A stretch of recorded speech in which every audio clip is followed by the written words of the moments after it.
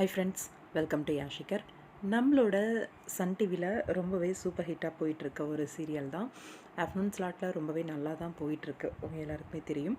Sun டிவியில் Karthik Vasu and Nimishika இவங்க 2 பேரும் பேர் பண்ணி பண்ணிகிட்ருக்க ஒரு சீரியல் தான் புனிதா.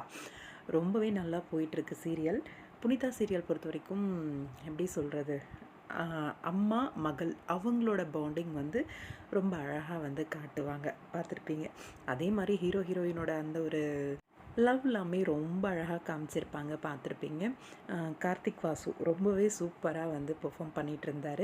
ஆன ஒரு இன்ஃபர்மேஷன், என்ன காரணம், எதுக்காக இவர் சீரியலை விட்டு விலகினார் அப்படிங்கிற கேள்வி எல்லாரோட மனசுலையுமே இருக்கும்.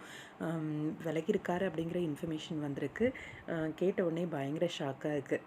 என்னடா இது வரைக்கும் ஒரு ஹீரோ ஹீரோயின் பொறுத்த வரைக்கும் சீரியல் விட்டு விலகுறாங்க அப்படின்னா, அதில் இன்னொருத்தர் வராங்க அப்படின்னா அந்த பர்சனை வந்து ஏற்றுக்கிறதுக்கு ரொம்ப டைம் எடுக்கும். ஏன்னா இது வரைக்கும் ஒருத்தர் வந்து அந்த கேரக்டரில் நம்ம பார்த்து பழகி ரசிச்சுட்டு இருந்திருப்போம், இந்த மாதிரி தான் அந்த கேரக்டர் அப்படின்ட்டு.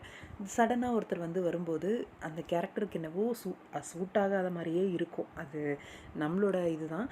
கொஞ்ச நாள் பழகுச்சு அப்படின்னா தான் அந்த கேரக்டரில் வந்து அவங்கள வந்து ஏற்றுக்க முடியும். அதனால மோஸ்ட்டாக ஹீரோ ஹீரோயின் மாற்றுறத வந்து ஏற்றுக்கவே முடியாது தான். அந்த வகையில் புனிதா சீரியலில் சீக்கிரமாகவே ஹீரோ சேஞ்ச் ஆக போகுது. இதை பற்றி உங்களோட கருத்துக்கள் என்ன அப்படின்னு கமெண்ட் பாக்ஸில் சொல்லுங்கள்.